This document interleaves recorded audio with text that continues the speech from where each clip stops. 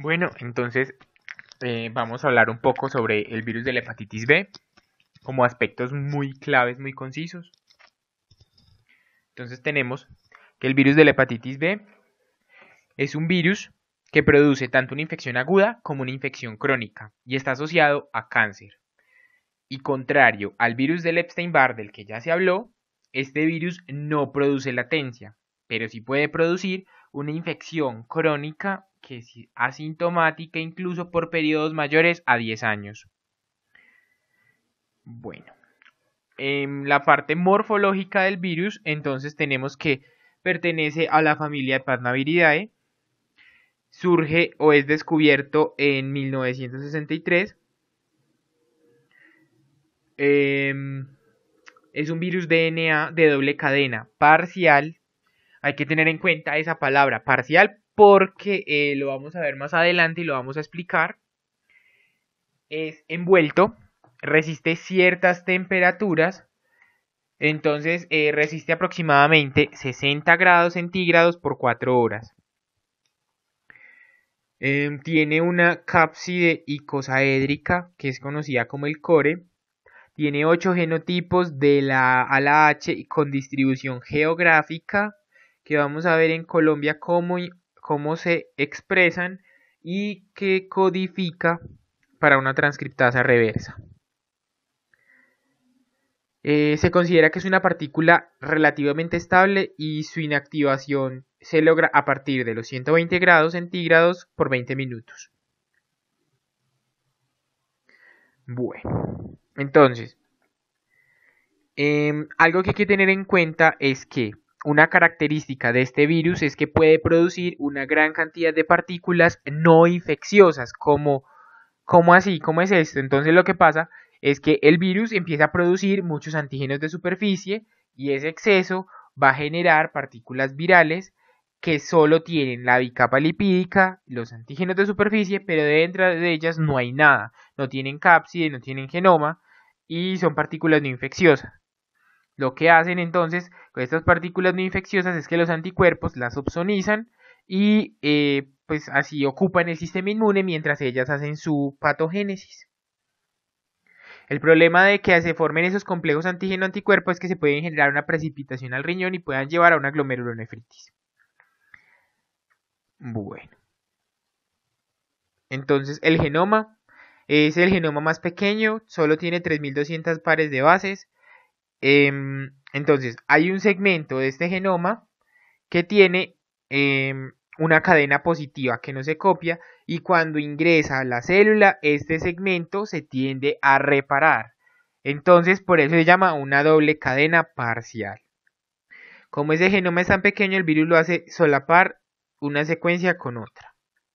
Tenemos el gen S. El gen S del virus de la hepatitis B va a generar o definir 3 regiones que son pre-S1, pre-S2 y S.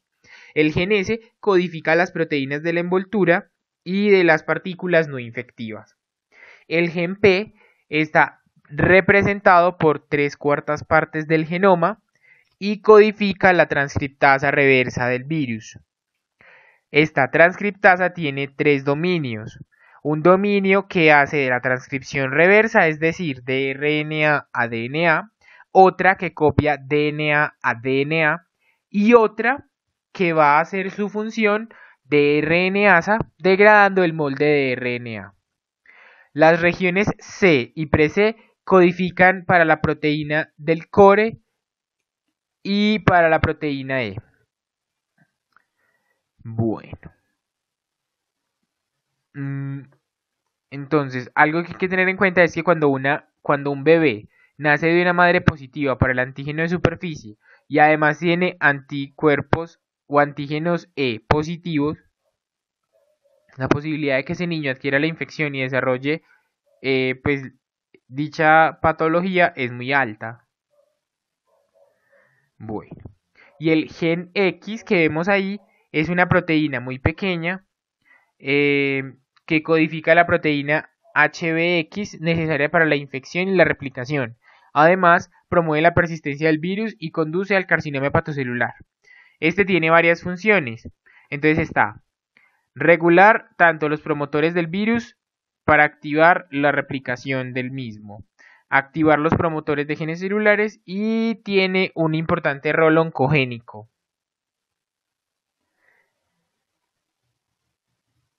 La replicación, entonces, brevemente, la célula blanco es el hepatocito, el receptor es el polipéptido cotransportador taurocolato sódico o NTCP, que está presente en la membrana vasolateral del hepatocito, que permite el ingreso de la partícula viral por endocitosis. Entonces, ingresa por endocitosis, la envoltura se fusiona con la membrana celular, liberando el core al citoplasma de la célula. Las proteínas del core se separan del DNA y el genoma ingresa al núcleo, y la polimerasa viral completa los fragmentos faltantes del DNA parcial, formando un DNA triple C, circular, covalente, cerrado, que se hace muy estable, y cuando el hepatocito va a entrar en mitosis, este DNA, para asegurar que las hijas también lo contengan, se va a empezar como a replicar. Bueno, entonces este triple C se asocia con histonas como si fuera un cromosoma, por tanto se llama mini cromosoma, que puede estar metilado, regulado o modificado. El problema es que este DNA triple C no hay ningún antiviral que lo ataque. Bueno.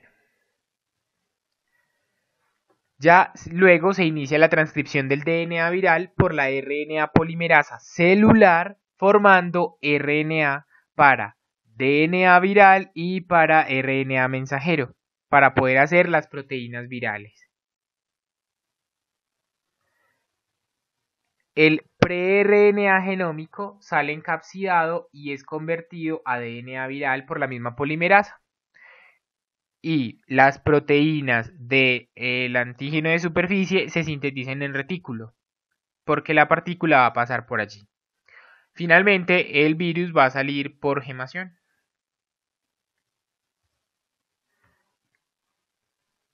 Entonces tenemos la patogénesis de la infección por el virus de la hepatitis B.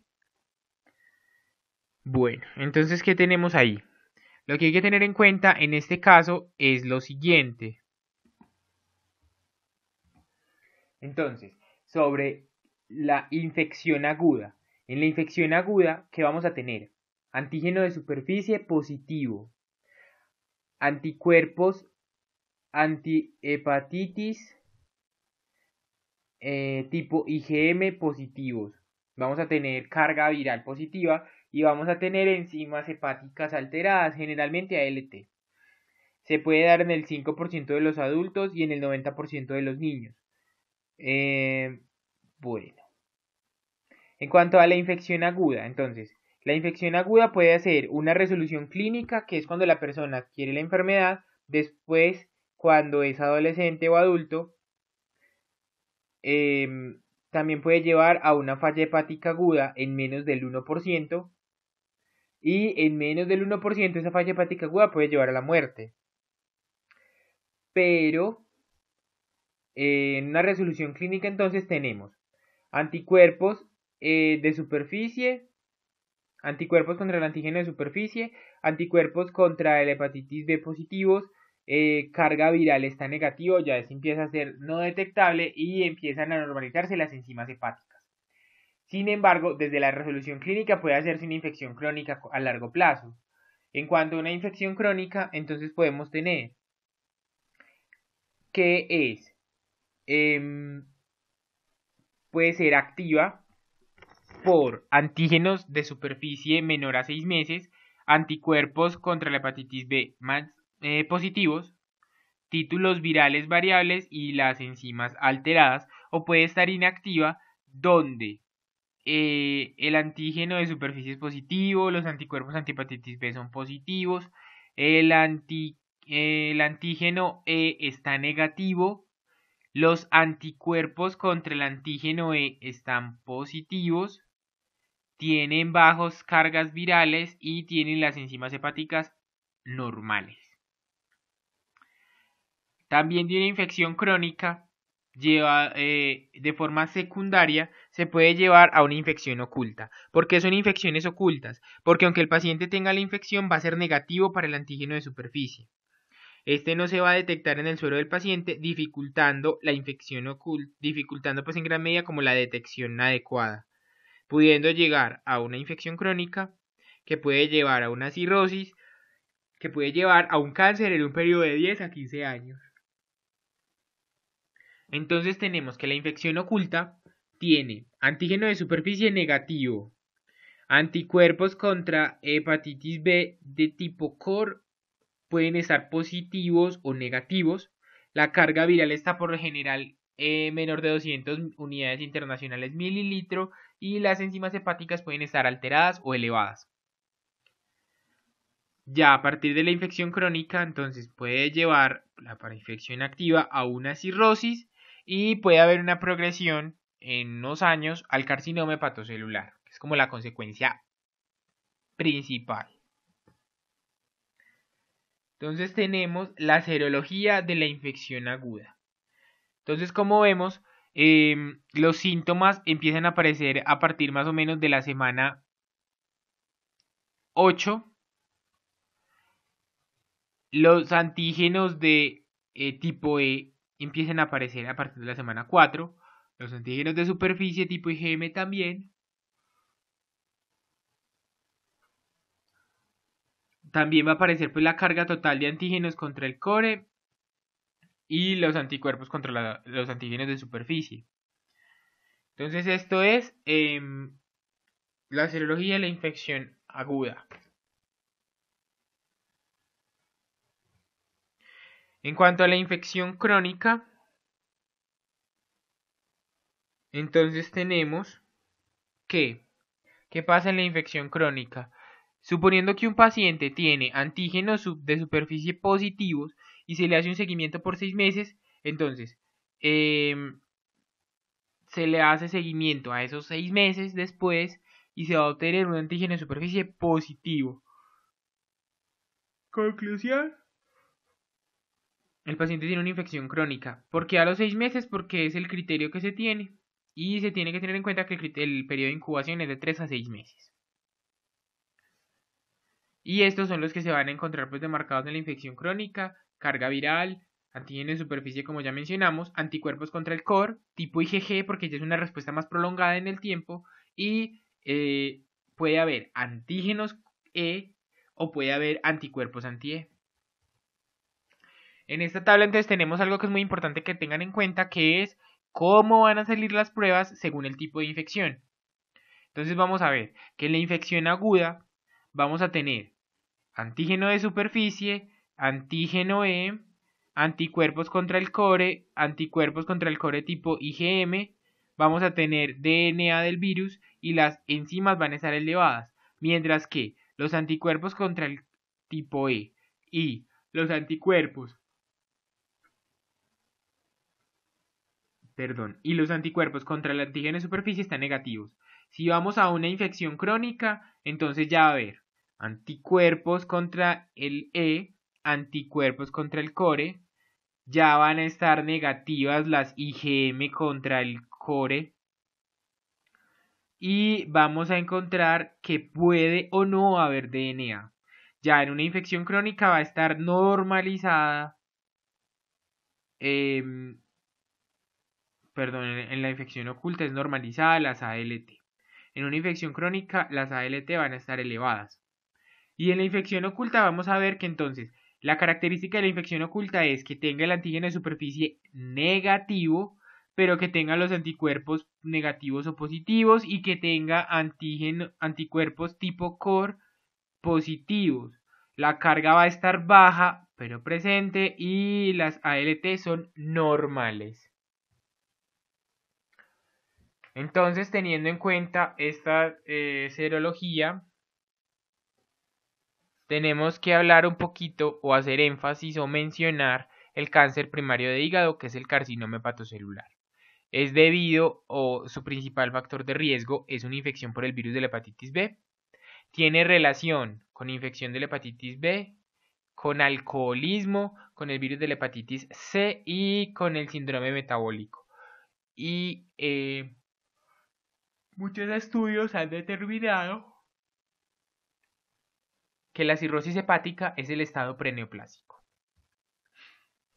Entonces, algo que hay que tener en cuenta en el virus de la hepatitis es que hay una injuria hepática crónica, que se integra el genoma del virus, se activan los genes celulares, se activan las vías de señalización y hay estrés oxidativo. Este estrés oxidativo lleva al daño hepático y va a haber una influencia marcada de la proteína X. Ya culminando entonces con el virus de la hepatitis B, tenemos la serología en Colombia, o los serotipos más comunes en Colombia. Entonces tenemos que en América son el serotipo F y el serotipo H, y en Colombia tenemos en la región andina que prima el serotipo F3, como se puede observar acá. También en la región centro del país, en la región pacífica prima el serotipo A, y en la región de la Amazonía el F1B.